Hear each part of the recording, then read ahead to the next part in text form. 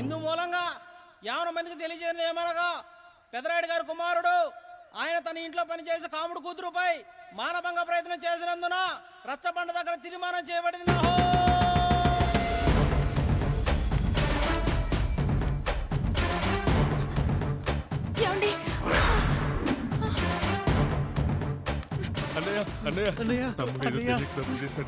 మన కుటుంబ గౌరవం నీ చేతిలో ఉంది, దయచేసి.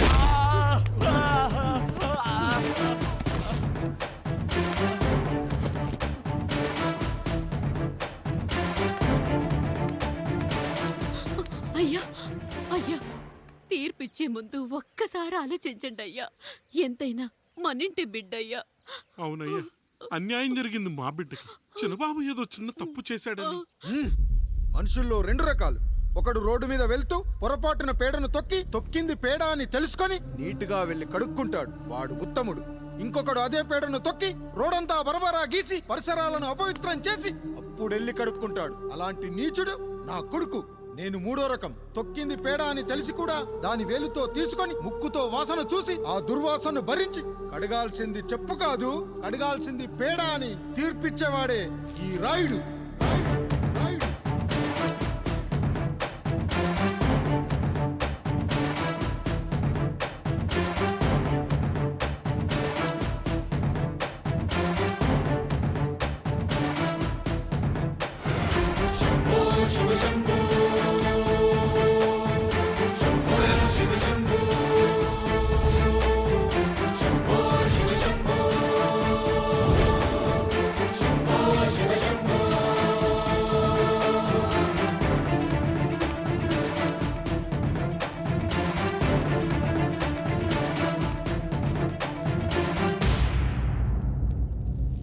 అయ్యా, మీ కుటుంబానికి ఈ పరిస్థితి వస్తుందని అస్సలు ఊహించలేదయ్యా.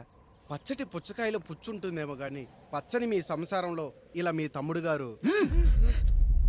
కొన్ని తరాలుగా మా వంశం ఈ ఊరిని పరిపాలిస్తుంది. మా వంశానికి స్త్రీలంటే ఎంత గౌరవమో తెలుసా? ఆడవాళ్ళు వంటింటి కుందేళ్లు కాకూడదని మా ముత్తాత గారు పెళ్లి కూడా చేసుకోలేదు. మా తండ్రి గారు పాపారాయుడు ఎవడో ఒకడు ఒక స్త్రీని మోసం చేసి కడుపు చేస్తే ఆ కథ విని ఆ పుట్టిన పిల్లాన్ని ఆ మోసగాడికి ఇచ్చేసి ఆమెను పెళ్లి చేసుకుని ఆమెకు కొత్త జీవితాన్ని ఇచ్చాడు. నేను కూడా నా వంతు సహాయంగా కొంతమంది స్త్రీమూర్తులను పెళ్లి చేసుకుని వాళ్లకు జీవితాన్ని ఇవ్వాలనుకున్నా. అలాంటిది నా వంశంలో ఇలాంటి చీడ పురుగు పుట్టాడు. నా తమ్ముళ్లాంటి కాముడు మా పనోడు వాడి కూతురుపై అత్యాచారం చేయబోయాడు. ఒక్కసారి నీ చెప్పేది వినండి. నీచుడా, ఈ రాయుడిచ్చే తీర్పును ఆపే శక్తి ఎవరికీ లేదు.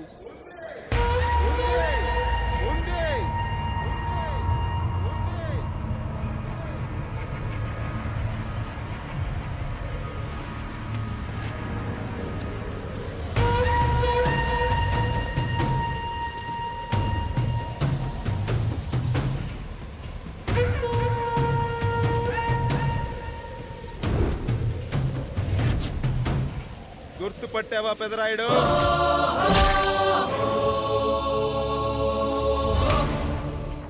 నా తండ్రిని చంపిన నీ తండ్రిని చంపా. ఇప్పుడు ఆయన కొడుకుగా నీ అంతు చూడటానికి వచ్చాను. ఊరికి నీతులు చెప్పే నీ భాగవతం బయట పెట్టడానికి, ఏ శక్తి నిన్ను ఆపబోతుందో చూపెట్టడానికి అసలు సిసలైన మగాడు అడుగు పెట్టబోతున్నాడు. ఎవడిని చూడాలంటే మీ నవరంధ్రాలు కళ్ళుగా మారాలో వాడు రాబోతున్నాడు. చెప్పి వచ్చే తుఫాను కాదు వాడు, వచ్చాక చెప్పుకునే సునామీ వాడు. ఇక వాడిని ఆపటం అంటే ఎవరెస్ట్ ని క్రేన్ తో లేపటమే. పాపారాయుడు, పెదరాయుడు, ఆ రాయుడు, ఈ రాయుడు అని మీ బతుకుల్లో రాళ్లు వేస్తున్న వాళ్ళకి సమాధానం చెప్పటానికి వస్తున్నాడు అసలు సిసలైన రాయుడు.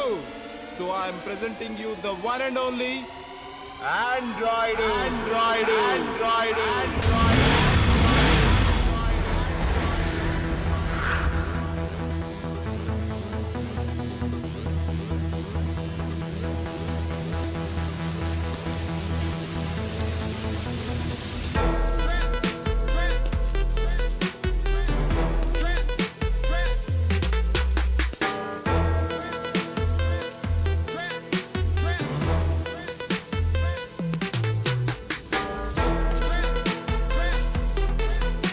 ఆండ్రాయిడ్.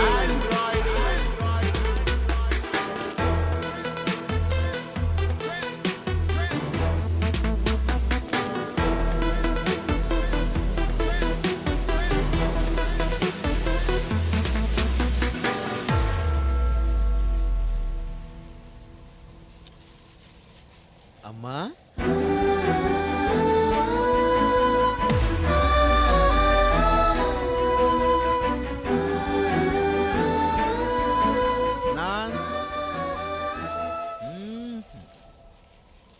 నాన్న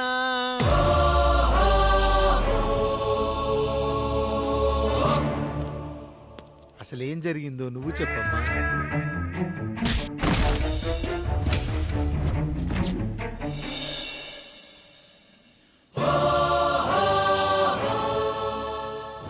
ఏరా పెదరాయుడు త్రికాలాత్రక ఓరి ఓరోరి ఆపరా నీ ఉన్మత్త గార్తాబారావాలు ఎంత మర్వెత్తించినను మరపునకు రాక హృదయశావిల్యమానములైన నీ మదోన్మాద అపరాధం నా మనోవితలమును రయ్యలు చేయుచున్నవే.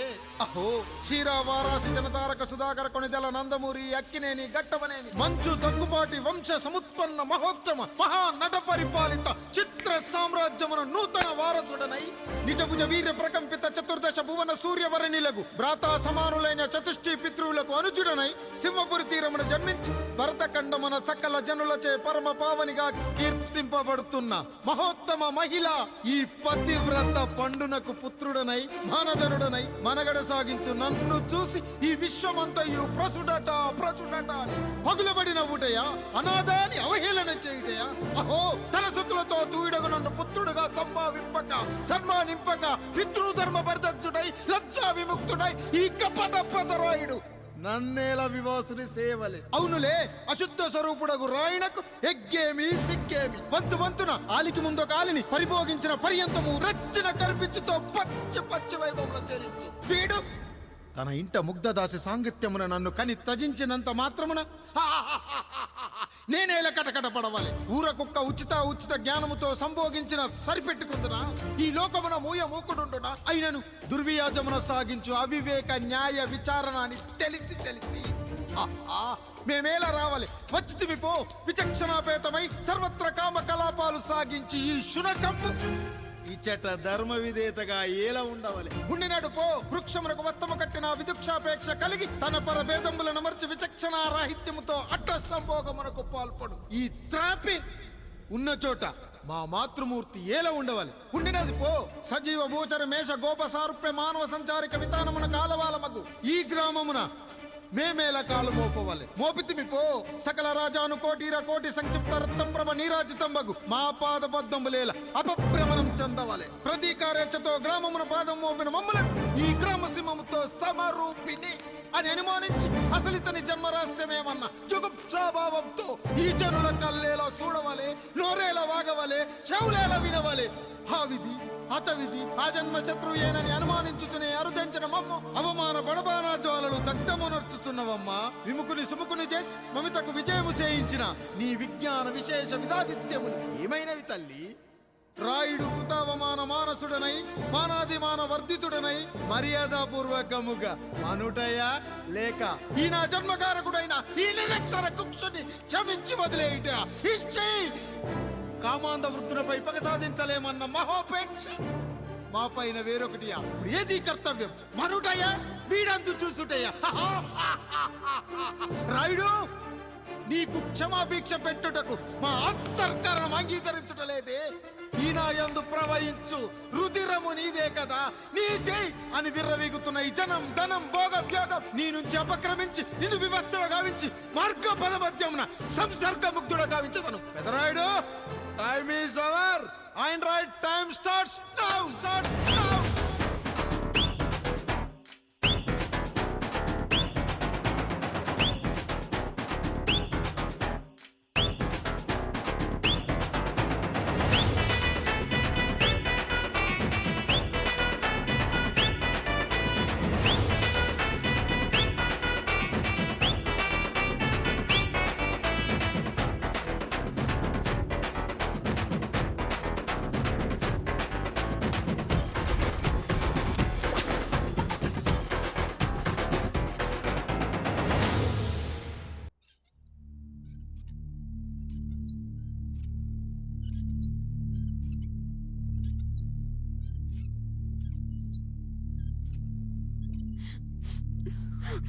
జానకి ఇంకెక్కడుంది? అక్క వెళ్ళిపోయిందండి. పాలక పాలేరుతో అండి. వెళ్లే ముందు ఈ ఉత్తరం రాసిచ్చింది, చదవమంటారా? ఏముంది అక్కడ చదవడానికి? మీ మనసులో చాలా మంది ఆడవాళ్ళకి ఖాళీ ఉందేమో కానీ బెడ్రూమ్ లో మంచంలో మట్టికి ఖాళీ లేదండి, అందుకే పోతున్నా అని రాసుంటది. అంతేనా? వదినా నువ్వుండు. ఉమ్మా అమ్మా, ఎంత పరువు తక్కువ, ఎంత పరువు తక్కువ! ఎవరి గదులో వాళ్ళు తలుపులేసుకోమని కేకలేశారు, మరిది గారు చెయ్యేశారని తరిమేశారు. పరువు ప్రతిష్ట మన ఇంటికేసిన సొన్నం అన్నారు. తీరా చూస్తే పని మంచితో సరసం, సంతానం. హ!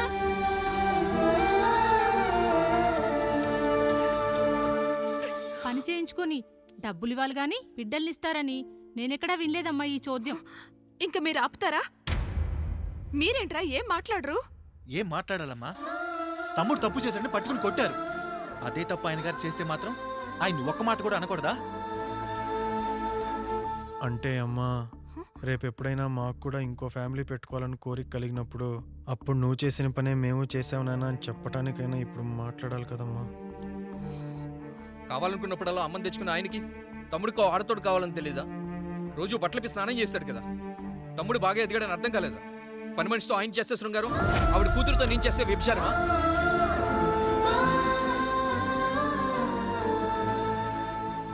మాట్లాడవేంట్రా కాముడు? నువ్వు కూడా నా చొక్కా పట్టుకొని అడగరా? బాబుగారు అడగరా? అడుగు. నా భార్యకు పుట్టిన బిడ్డ నీ పోలికలతో పుట్టాడు, ఏం చేసావని అడగరా? బాబుగారు అడుగు. ఏమడగమంటారు బాబుగారు? నాకు మీ తమ్ముళ్ళకున్నంత జ్ఞానం లేదు. మా ఇంట్లో ఉండేది నలుగురు, కానీ బాత్రూంలో ఉండేది సబ్బు బిళ్ళ ఒక్కటే. నేను స్నానం చేసిన తర్వాత నా భార్య కూడా ఆ సబ్బుతోనే స్నానం చేస్తుంది. నా భార్య ముట్టుకుందని సబ్బు బిళ్ళ మీద కోపడతామా? ఆ బిళ్ళ కరిగే వరకు, మా మురికి వదిలే వరకు మీరేనయ్యా మా సబ్బు బిళ్ళ. మీ గేదెల్ని కడిగితే తప్పులేని నా పిల్లాని చేతులు మిమ్మల్ని ముట్టుకుంటే మాత్రం తప్పుంటున్నారే. వీళ్ళ ఉద్దేశంలో మీరు పశువు కంటే హీనమనా? ఏమిటి అండి ఆయన? నా వరకు ఆ బిడ్డ నా దేవుడిచ్చిన ప్రసాదం. అది పూజారి ఇచ్చాడా ఇంకోటి ఇచ్చాడా నాకు అనవసరం. అయినా పూజారి పొంగలి పెట్టకపోతే దేవుడి మీద కోపం ఎందుకయ్యా? ఏమో, మా కోసం చెమట చిందించి పనిచేసే ఈ కాముడికి నేను చెమటోడ్చి ఒక బిడ్డను ప్రసాదిద్దామని మీరు అనుకున్నారేమో. ఇందులో కూడా నా మంచే కదయ్యా మీరు ఆశించారు. కానీ వీళ్ళు మీ ఔన్నత్యాన్ని ఎప్పటికీ అర్థం చేసుకోలేరయ్యా, అర్థం చేసుకోలేరు. అయ్యా, ఈరోజు మీ పెళ్ళాం పాలేరుతో వెళ్ళిపోయి ఉండొచ్చు, మీ బిడ్డలు ఈరోజు మిమ్మల్ని తిట్టచ్చు. కానీ ఈ కాముడు మిమ్మల్ని ఎప్పుడూ వదిలిపెట్టడు. మీ చావును ఈ కళ్ళతో చూసే వరకు మిమ్మల్ని వదిలిపోడయ్యా, వదిలిపో. మీరే మా దేవుడు, మీరే మీరే మీరే మా దేవుడు, మీరే మా దేవుడు, మీరే మా దేవుడు.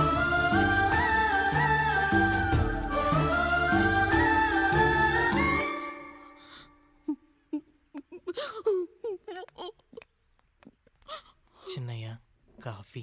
చిన్నయ్య కాదు, చిన్నోడు. నేను మీ అక్క కొడుకును. నువ్వెందుకు ఏడుస్తున్నావమ్మా? చిన్నోడా, పెద్దయ్య గురించి అలా మాట్లాడకయ్యా. పెద్ద మనిషా, డబ్బుంటే గుడి కట్టాలి, బడి కట్టాలి.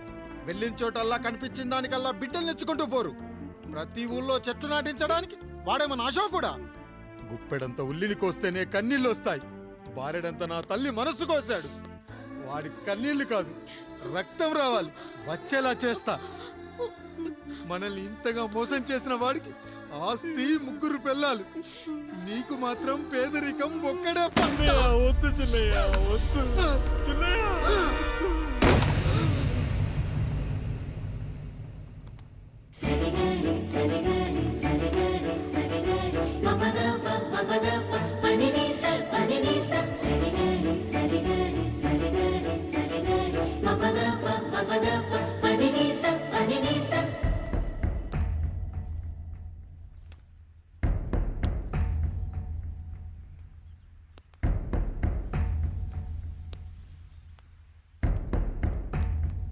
నాన్న,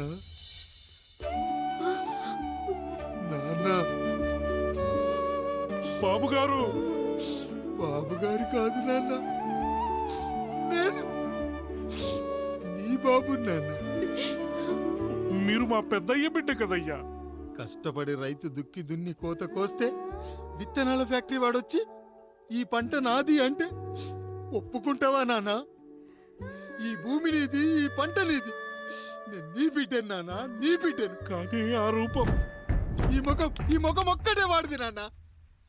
కింద బాడి చూడు, ఇద్దరం ఒకేలా లేవు.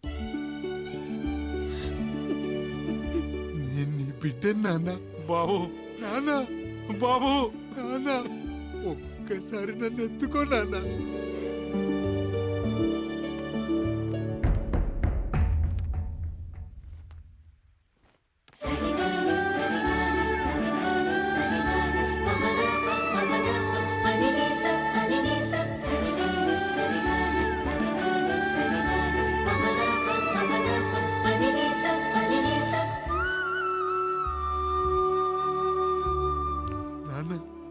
నువ్వెంత మంచివాడివి నాన్న.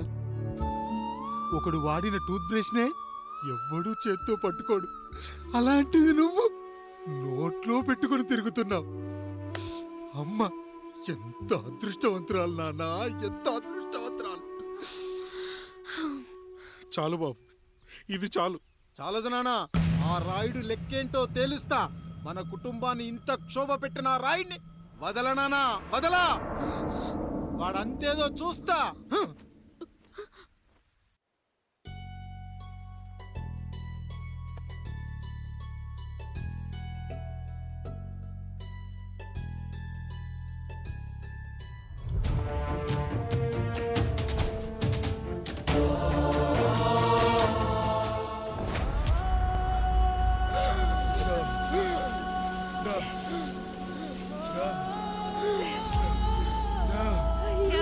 చూడండి అయ్యా, వీళ్ళని చూసాకైనా మీ మనసు కరెక్ట్ లేదా? తాగటానికి నీళ్లు లేక చావు బతుకుల మధ్య కొట్టు బిట్టాడుతున్నారయ్యా.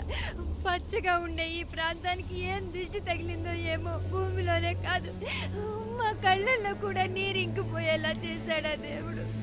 ఈకంత మీ చేతుల్లోనే ఉందయ్యా. చూడమ్మా, వర్షాలు లేక కరువుతో రాష్ట్రం కష్టాన్ని కూడా అరువు తెచ్చుకుని బతుకుతుంది. నా కాళ్ళ మీద పడితే ఏమీ రాదు, పైనుండి వర్షం పడాలి. అయ్యా మినిస్టర్ గారు, మీరైనా ఏదో ఒకటి చెయ్యండి అయ్యా. నేనేం చేయనమ్మా, ఇక దేవుడే మిమ్మల్ని కాపాడాలి. ఎవడొస్తాడో మిమ్మల్ని కాపాడడానికి. ఎన్నాళ్ళు అడుగుతారా ఎవడొస్తాడు, ఎప్పుడొస్తాడు, ఎక్కడి నుంచి వస్తాడు అని? పేదవాడికి కష్టం వచ్చినప్పుడల్లా ఇదే మాట. 70 ఏళ్లుగా హీరో రావాల్సి వచ్చినప్పుడల్లా ఇదే మాట. ఇంకా ఎన్నేళ్ళు అడుగుతారా? ఎవడొస్తాడే మిమ్మల్ని కాపాడడానికని మీరు మమ్మల్ని అడగటం, వస్తాడ్రా అని మేము మీకు చెప్పడం. అయినా సరే మళ్ళీ మీకోసం ఇంకోసారి చెప్తున్నాను, వస్తాడు. ఆకాశాన్ని చింపుకుంటూ వస్తాడు, నేలను పగలగొట్టుకుంటూ వస్తాడు. ఎవడు? దేవుడు. దేవుడా? రాయికి వరమిచ్చిన రాముడి దేవుడైతే, ద్రౌపదికి చీరిచ్చిన కృష్ణుడి దేవుడైతే, ఈ ఊరికి ఆయనే దేవుడు. ఆ దేవుడికి ఇంకో పేరే రాయుడు, పాపారాయుడు. పాపారాయుడు.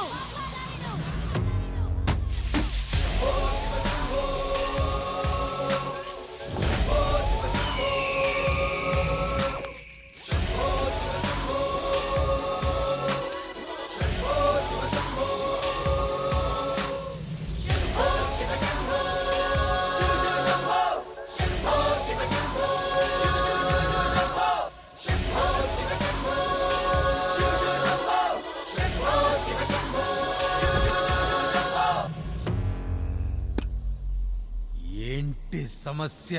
అయ్యా, ఊరికి కరువు వచ్చిందయ్యా. అదిగో ఆ నలుగురు దాహంతో చనిపోతున్నారయ్యా.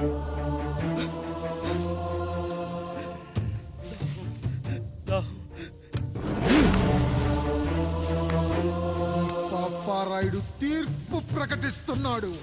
ఈ గ్రామం ఇంతకు ముందెప్పుడు ఎదురవ్వని సమస్య.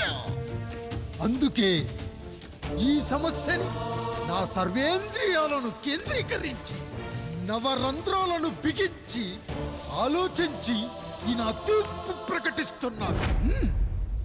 దాహంతో అలమటిస్తున్న ఆ నలుగురికి వెంటనే బావులు తవ్వించి వాళ్లకు నీళ్ళివ్వండి. అంత సమయం లేదయ్యా. మరో 5 నిమిషాల్లో వారి చేత నీళ్లు తాగించిపోతే చచ్చిపోతారయ్యా. పూజారి, వారి మరేంటి ఇప్పుడు దీనికి పరిష్కారం? నృత్యం. సంగీతానికి శిలలు, నృత్యానికి మేఘాలు కరుగుతాయని శాస్త్రం చెబుతుంది. ఆ నాట్యానికి ఆకాశం కరిగి వెంటనే వర్షం పడాలి. అందుకు ఆ నటరాజైన శివుడే మార్గం చూపించాలి.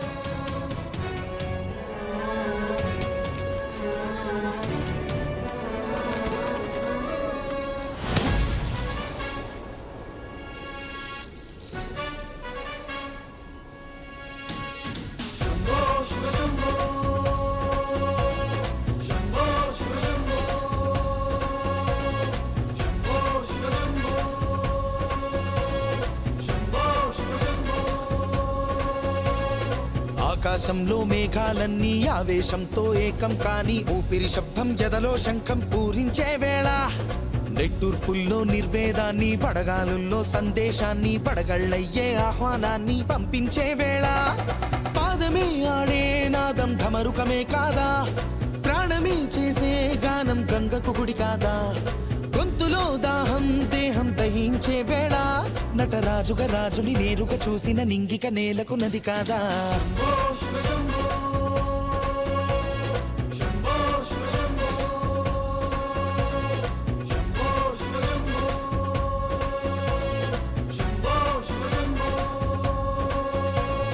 నిమిషం విషమైతే గళమే సిద్ధం అని చెప్పే శివతత్వమే వేషం వేయించే నాట్యం చేయిస్తే మేఘం పులకించదా ఊరికే బాధే మోసే రాజే కాడంటూ ఊరికై యుద్ధం చేసే శక్తి ఉందంటూ మండిన హోమంలో నా సమిధే తానంటూ తన దేహమే మబ్బుగా స్వేదమే బానగ గొంతులు నేరుగా తడిపేనా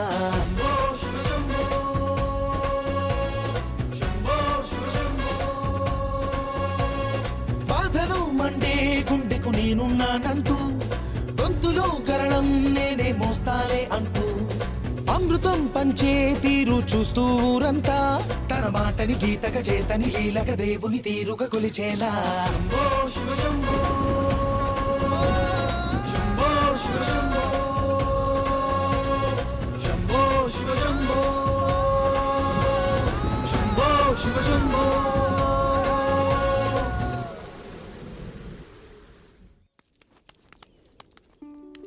అయ్యా దేవుడిచ్చిన ప్రసాదం అనుకుని నలుగురిని కన్నాను, ముగ్గురికి పెళ్లి చేయగలిగానయ్యా. ఈ ఊరు ఏమిచ్చినా మీరు తీసుకుంటారు కదయ్యా, ఇది మిగిలిపోయింది, తమరే ఏదో ఒకటి చెయ్యండి అయ్యా. అయ్యా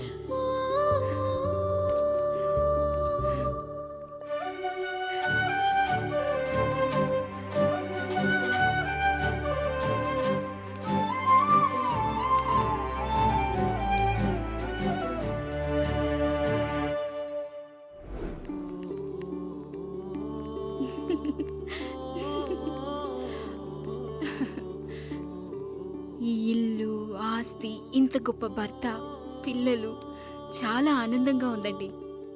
కానీ నాకు ఒకటే లోటు, మన తర్వాత మన పిల్లల్ని చూసుకోవడానికి వీళ్ళకొక అన్నయ్య కావాలండి.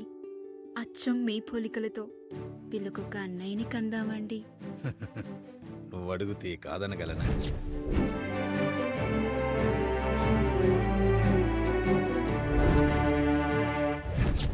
నానా రాయుడెక్కడా? ఇప్పుడే వస్తున్నాను నాన్న.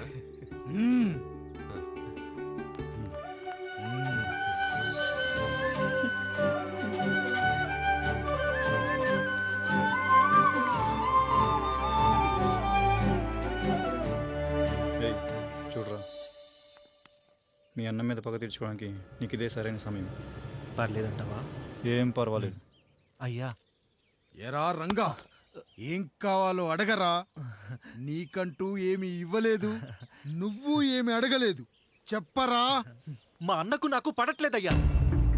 తోడ పుట్టినవాడని చాలా సహించాను, అడ్డమైన దానాలు చేసి ఆస్తి మొత్తం పోగొట్టాడు. ఇప్పుడేం కావాలరా? కొద్దిగా ఈ కత్తి తీసుకొని వాడిని చంపి పెట్టండి అయ్యా.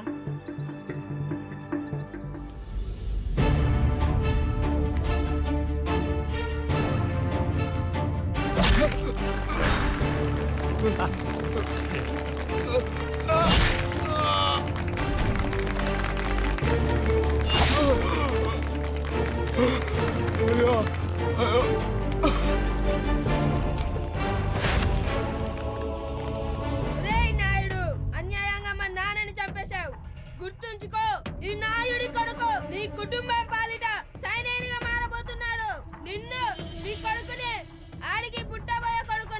అందరినీ లేపేస్తా.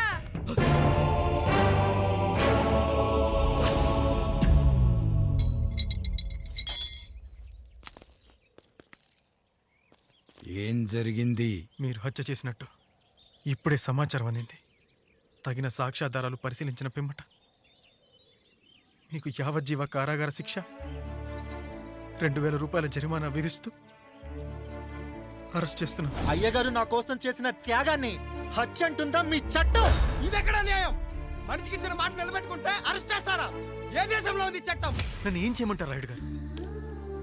9వ తరగతి చదివి ఊర్లో గాలికి తిరుగుతున్నా నన్ను మీ మనిషి ఒకడు పోలీస్ స్టేషన్లో ఉండాలని నన్ను ఎస్ఐ చేశారు. సాటి మనిషిని స్వేచ్ఛగా హత్య చేసుకోలేని దౌర్భాగ్య స్థితిలో బతుకుతున్నాం మనం. మీరు చేసిన ఈ గొప్ప పనిని అర్థం చేసుకునే సంస్కారం, విజ్ఞత, విజ్ఞానం మాకు లేవు సార్, మాకు లేవు.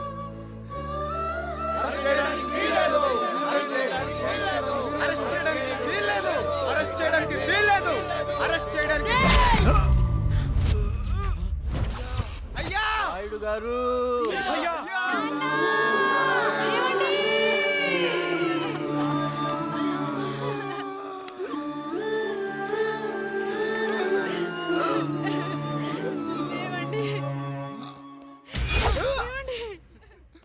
నొప్పిగా ఉందిరా.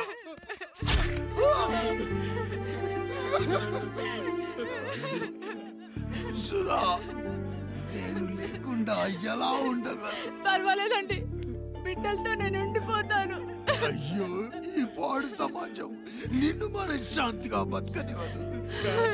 ఇంతమంది పిల్లల్ని చూసుకుంటూ భర్త లేకుండా ఎలా బతకగలం?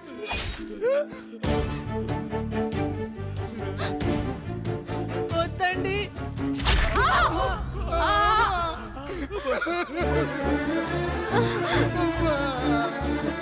రాయుడు, బిడ్డలు జాగ్రత్త.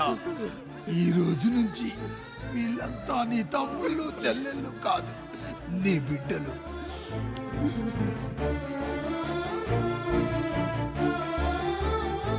ఎక్కడికి వెళ్ళనురా. నీ కష్టం వస్తే ఒక్కసారి నాన్న అని పిలవరా. ఆ సమాధిలోంచి అయినా లేచొస్తా. అయ్యో